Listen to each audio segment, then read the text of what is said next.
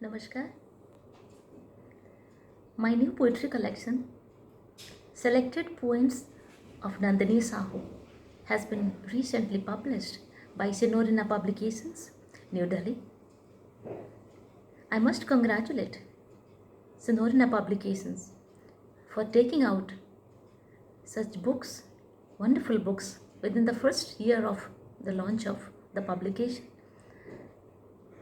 May I say that this poetry collection is kind of lifetime achievement for me because here I have taken poems, selected poems from all my previous poetry collections like The Other Voice, The Silence, Silver Poems on My Lips, Sukoma and Other Poems, Sita, a poem, Zero Point, and the upcoming poetry collection Girl, and also quite a few new poems. So the collection comes to almost 575 pages, and Sinorina Publication has taken this task, this assignment of taking out this collection beautifully. I must thank the young publishers once again. The poetry collection is very close to my heart because the good poems, the nice poems from all my previous poetry collections have been taken, as well as the introduction of the book has been written by one of my most favorite poets, Professor Anand Prakash. And the blurb has been written by eminent poets like poet Jayant Mahapatra, poet Bibhu Pari, and one of the most eminent scholars, Professor Anishur Rehman. And during the and also in the comments section, very important poets, my fellow poets from Indian poetry scenario, they have written comments about my poetry from the core of their heart. I'm extremely grateful to all of them. Before coming to read a couple of poems from this poetry collection, Selected Poems of Nandini Sahu, please allow me to read a few comments written by the eminent poets, critics, my fellow poets who have deeply understood the spirit of my poetry, and they have been kind enough to write a few comments about my poetry.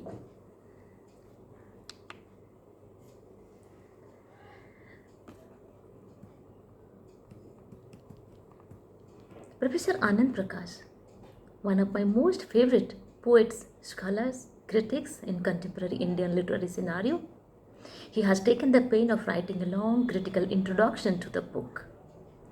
Reading that introduction, I did count my blessings. Sir, I am so grateful to you for reading my poems, in fact hundreds of them, and writing the research article that I call Introduction. I quote a couple of lines from Professor Anand Prakash. He writes, for Sahu, the cultural connect is strong. She has a fire that keeps the poetry in her going. It also carries the unmistakable color of emotion to the viewer. But does she have a tangible viewer in mind? A somebody who would spot the urge for making sense? One doesn't know.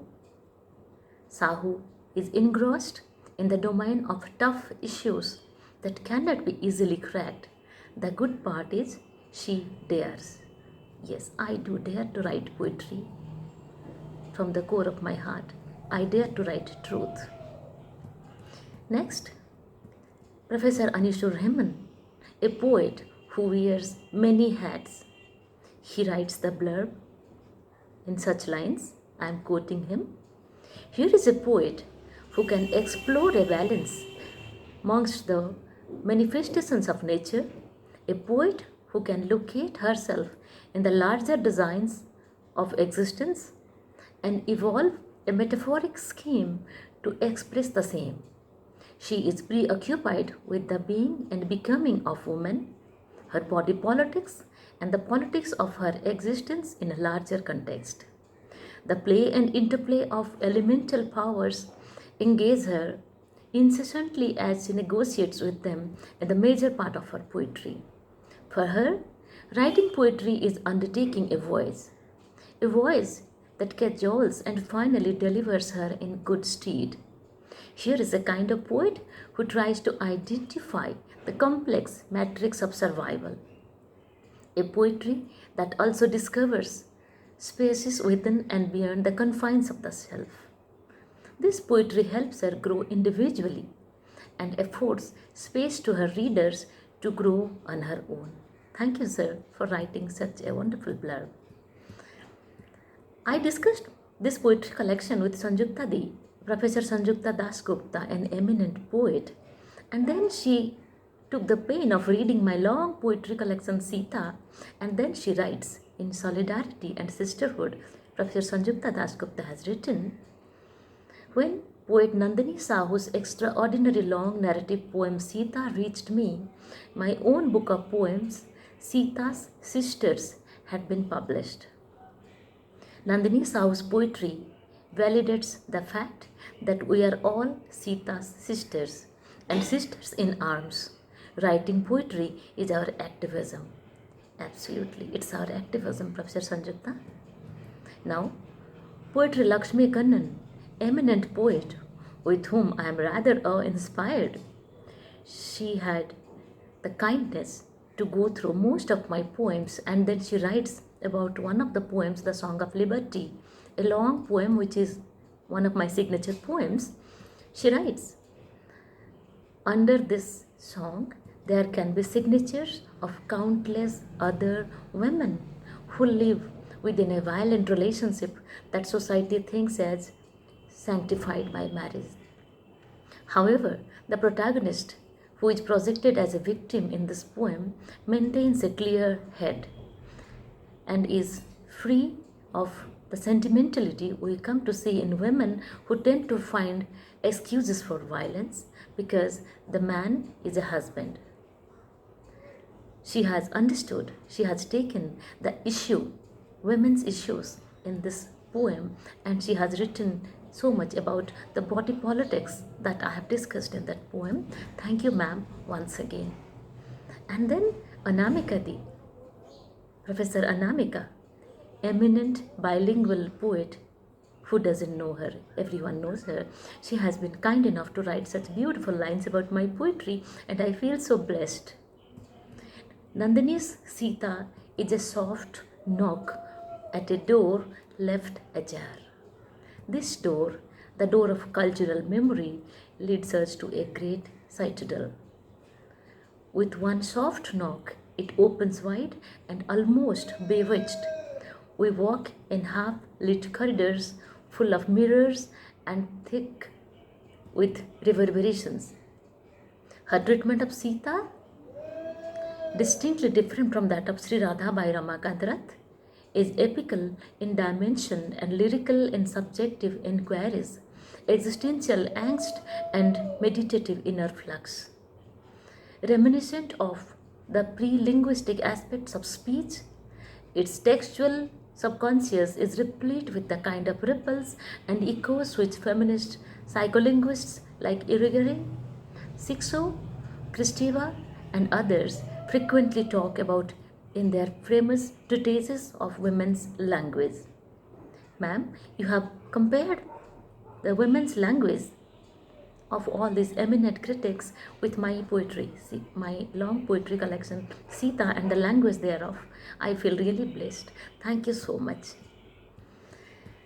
And then from Odisha, from home, poet Bibu Padi, eminent poet Bibu Padi, he writes, it's interesting to read Nandini Sahu's poems. Emotionally direct, they show the many ways in which poetry can be a vehicle of experiences that are individual, societal, and cultural. Emotionally direct and honestly, they explore the truth of things, relationships, and experiences. They are a good read.